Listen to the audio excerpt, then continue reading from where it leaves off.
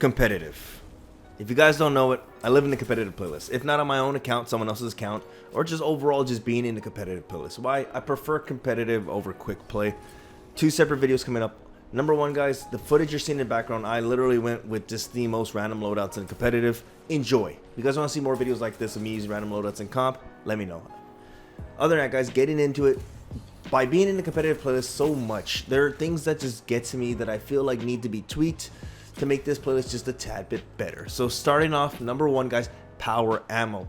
So let's be serious here. We can all attest to just milking the power ammo for every single kill and acquiring it again. That's the problem with power ammo, guys. Power ammo should not be in competitive. Now that I've mentioned in my noob's guide to 2100s, and I stand by, power ammo wins games, especially in survival, control, clash. I feel like the abundance of power ammo really drops the skill gap pretty bad, whatever's left there, you know, tremendously bad. And I don't know the exact times of power ammo, but for power ammo to spawn within less than a minute in every game mode, that's not too good. And take maps such as Wormhaven. This can be a problem whenever power ammo spawns because it's in the middle. It spawns between 2 spawns. Giving your team or the enemy team, whoever picks up power first, guys, can easily keep the other team in the spawn enough to where 1, they build super, 2, they just pick power up again and just keep you in your spawn, which is literally infuriating, and it's a terrible way to play competitive in my opinion. Now, what fix would I have? Well, overall, guys, I would love to have the old power system fixed, maybe once a game, possibly even maybe a hybrid system. I don't know, I don't deal with this stuff, guys, but ultimately maybe even remove it. All in all, guys, I would probably enjoy comp a little bit more if power ammo was removed. Now, taking Halo, for instance, Halo did have power locations, but those power locations were like stuff like sniper rifles and shotguns or swords, not stuff that you can milk 6-7 kills with, like the Hammerhead, to pick up Hammerhead again. Way different game, guys. Overall, I feel like power ammo does not have a space in competitive. Getting into the next one, guys, is going to be supers, super mods, and orbs. Come on. We're all either victims of it, where you go against a team of 4 and everyone is using super mods. If they could have super mods under weapons, they would probably have super mods under weapons. Guys, super mods are just, it's insane. Take the power ammo we just talked about, guys. Power ammo. You're running around with a Hammerhead. You got 5 super mods. You start just melting teams with your freaking Hammerhead. You're gonna get your super back within minutes, or even generate your first super, and right then and there, landslide victory. On the topic of super mods, guys, by having your super mods, everyone's gonna get supers and blah blah blah. Ultimately, when you start popping supers, and you notice in the footage in the background, there's like 10 smashes going on, 5 on the other team, or like, 2 on the other team and 2 on my team. It's just insane, guys. Powerful supers. It's insane, guys. Powerful supers and super mods. Then you start dropping orbs. Man, I got teammates running around like they're Pac-Man trying to pick up every single orb. And don't get me wrong, orbs, yeah, they win games. Supers win games, but I feel like, again, it drops the skill gap tremendously. Now, the last one, guys, baby orbs. The little orbs that you get from your masterwork weapons, those I'm okay with because they don't generate a lot of super. But again, pairing that with regular orbs, pairing that with power ammo and super mods, you have a game that's just full of cheese. What fix would I would love to happen with this? I would love to disable super mods. I would love to disable super mods in comp because it would make the game more, I guess, balance, not towards who's running more Smash Titans or who's running more Dawn Blades. Ultimately, guys, I will take away orbs too, and only leave the orbs generated by double kills by your masterwork weapons. That right there shows skill. If you can get a double weapon with your weapon, maybe the recluse, maybe say you're using a trust and you get a double kill with it, that right there, guys, I can see generating orbs and helping your teammate out, or your team out overall. That would be a great fix. Getting into the next one, guys, which is going to be something that's kind of bothered me for a while now. Team balancing, man. You can't go wrong with team balancing. My only suggestion is this. We want to fill the playlist with more players. And how do we go about this, or how do we do this? I know a lot of players are discouraged to play comp, due to be, how do I say it? Because they're faced with 4-stack teams and getting completely steamrolled by the, aforementioned stuff on this video, supers and power ammo. A lot of people don't want to go in there solo. There is no incentive to playing comp solo.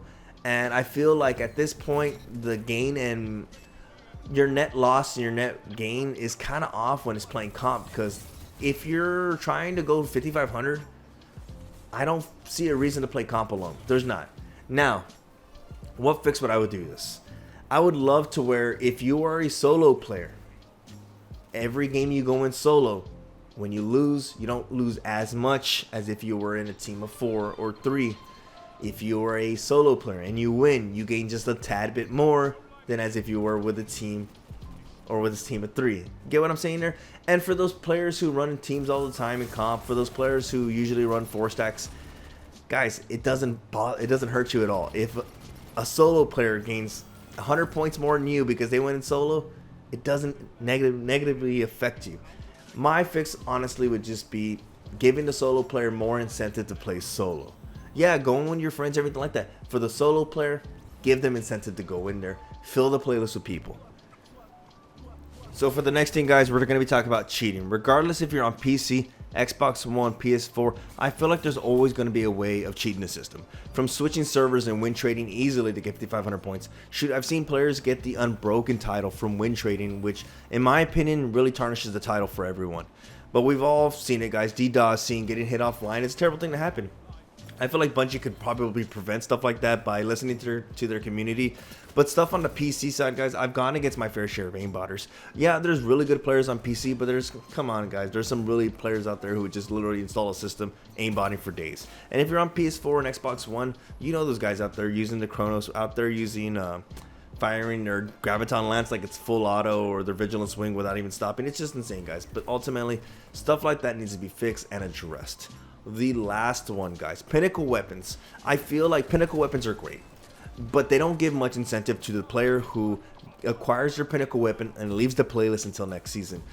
It dries the playlist out. You know, I see a lot of players acquire their recluse and will never touch the playlist again. And that's kind of sad in my opinion. I really wish that playlist would stay kind of with like a lot of people. And along with that item there, take the Luna quest and the Revoker quest. People would get to 2,100 points with the Luna, and they would be like, okay, well now I just gotta get headshots or solo kills. And at that very moment, their mindset of winning is gone. Now they're just going in for a quest. And that right there has no business in the competitive playlist. No one should be in the competitive playlist just to go out there and get solo kills. No one should be in the competitive playlist just to do this and that. You know what I mean? When it comes to the Revoker, I see what Bungie's trying to do there, but I feel like Pinnacle weapons should be switched to just completing the quest in quick play, leaving comp for just players grinding out there. Make the incentive of comp something different rather than Pinnacle weapons, emblems, shaders, whatever it may be, but it shouldn't be a weapon. You shouldn't be in comp just because of a certain weapon. That's just my opinion, guys. I hope you know.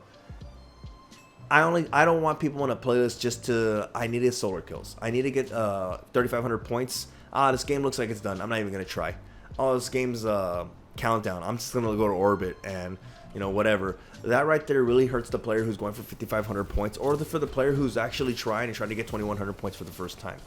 So guys, those are just my things on the competitive playlist I feel like needs to be changed, needs to be fixed. So if you guys enjoyed the video, don't forget to comment down below, like, and if you're new, subscribe to the channel. Also guys, if you have any of these things that you feel like, you know, Brave, I also feel like they should fix this or that, comment down below. Let me know what you think should be fixed on the competitive playlist. Other than that, guys, you have a great day, and I'll see you in the next video.